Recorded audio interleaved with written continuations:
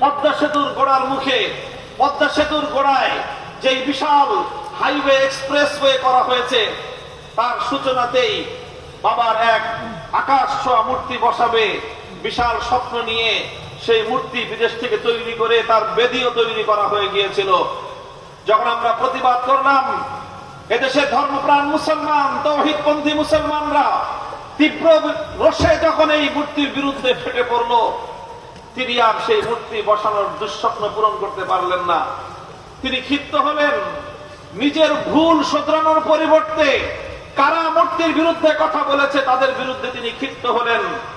আর সেখানে সর্বপ্রথম নামের তালিকার মধ্যে মামুনুল হকের নাম তিনি অন্তর্ভুক্ত করলেন। সকল ষড়যন্ত্র নিয়ে আমার উপর ঝাঁপিয়ে পড়লেন। সেদিন তাওহীদপন্থী মুসলমানরা এদেশের প্রতিটি ঘরে ঘরে, আবার বৃদ্ধ বনিতা, 100 বছরের বৃদ্ধ বৃদ্ধা থেকে নিয়ে শুরু করে তরুণ একেবারে নবীনরা পর্যন্ত সকলেই কায়মনোবাক্যে আল্লাহর কাছে দোয়া করেছিল যে এই যে তাওহীদ এবং শিরকের এই মত পার্থক্য, মূর্তি এবং একত্ববাদের এই দ্বন্দ্ব, এই দ্বন্দ্বে যেন একত্ববাদের কথা যারা উচ্চারণ করে সেই আলেমদের কণ্ঠ যেন অবনমিত না হয়ে যায়, তারা যেন মূর্তির সাথে মাথা নত না করে, তারা যেন জুলুমকে ভয় পেয়ে তাদের কণ্ঠস্বর যেন বন্ধ করে না দেয়।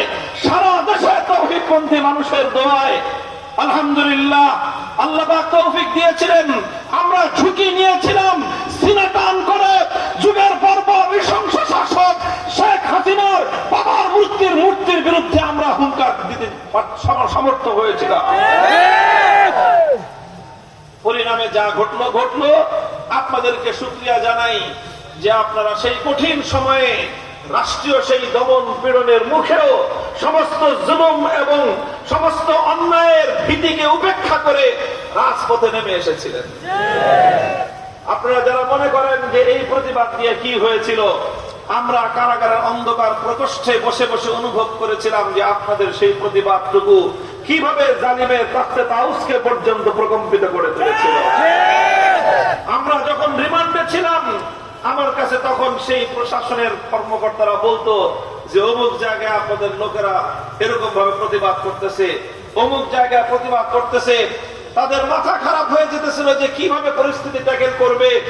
এইভাবে গোটা বাংলাদেশ থেকে যদি একত্ববাদীরা, তাওহীদপন্থীরা মূর্তির বিরুদ্ধে যদি তাওহীদের পক্ষে যদি তার রাজপথে নেমে আসে, তখন তার ক্ষমতার মসনদ নিয়ে দুশ্চিন্তায় পড়ে গিয়েছিল।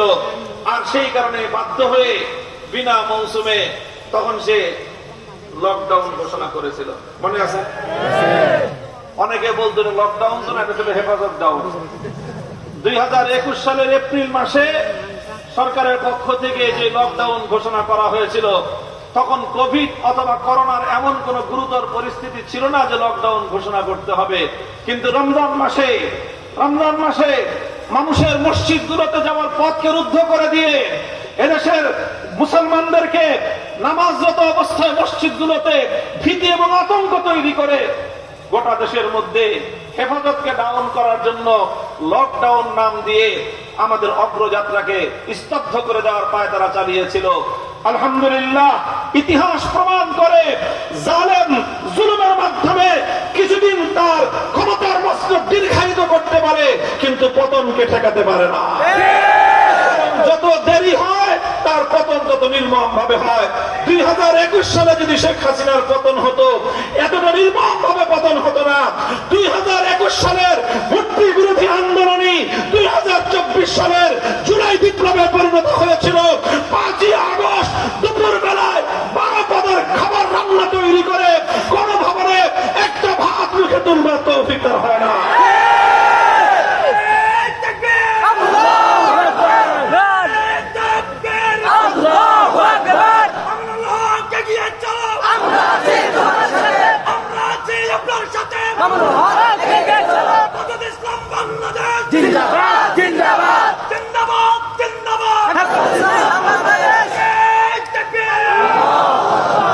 মুহতারাম হাজিরিন, কিছু প্রেক্ষাপট বললাম, আপনাদের শুকরিয়া আদায় করলাম এবং ইনশাআল্লাহ আমি প্রত্যয় ঘোষণা করছি, কথা দিচ্ছি আপনাদেরকে, আপনারা যেভাবে দুঃসময়ে ইসলামের জন্য আমাদের পাশে দাঁড়িয়েছেন, আগামীতেও আপনাদের প্রতিটি সুখ দুঃখে ইনশাআল্লাহ আমরা আপনাদের সাথে থাকবো।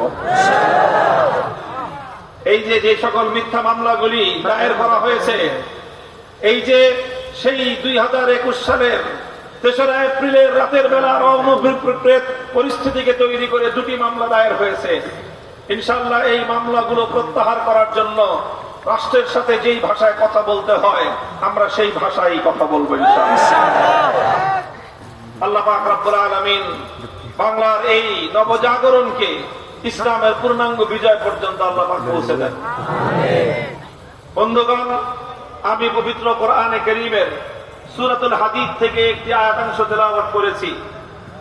এই আয়াতটির মূল সারমর্ম, এটি হলো রাসূল আকরাম সাল্লাল্লাহু আলাইহি ওয়াসাল্লামের জীবনের একটি গুরুত্বপূর্ণ বাদ বদল, একটি গুরুত্বপূর্ণ টার্নিং পয়েন্টের কথা উল্লেখ করা হয়েছে। আল্লাহ বলেছেন, লা ইয়াস্তাবি মিনকুম মান আনফাকা মিন ক্বাবলিল ফাতহি ওয়া কাতাল উলাইকা আ'যামু দারাজাতাম মিনাল্লাযীনা আনফাকু মিন বা'দু ওয়া কাতালু। আমরা জানি যে আল্লাহর নবী মুহাম্মদ আরবি সাল্লাল্লাহু আলাইহি ওয়াসাল্লামের নবুয়তের 23 বছরের 21তম বর্ষ, হিজরতের 8ম হিজরি সনে, হিজরতের 8 বছর পর আল্লাহ নবী যেই মক্কা থেকে, জন্মস্থান থেকে নিদারুণ নিপীড়িত অবস্থায়, নির্যাতিত অবস্থায়, মজলুম অবস্থায় যে মক্কা থেকে আল্লাহ নবীকে চলে যেতে বাধ্য করা হয়েছিল, যে মক্কা থেকে তারা আল্লাহ নবীকে, নবীর সহচর সাহাবায়ে কেরামকে তারা বের করে দিয়েছিল এবং মক্কার মাটিতে 13 বছর পর্যন্ত কালেমার দাওয়াত দেওয়ার অপরাধে, একত্ববাদের দাওয়াত দেওয়ার অপরাধে আল্লাহ নবীর সঙ্গে এমন ঘৃণ্য কোন ইতিহাস নাই, এমন বর্বরতম কোন জুলুম নাই যেটা তারা আল্লাহ নবীর সঙ্গে মক্কার মাটিতে আচরণ করেনি।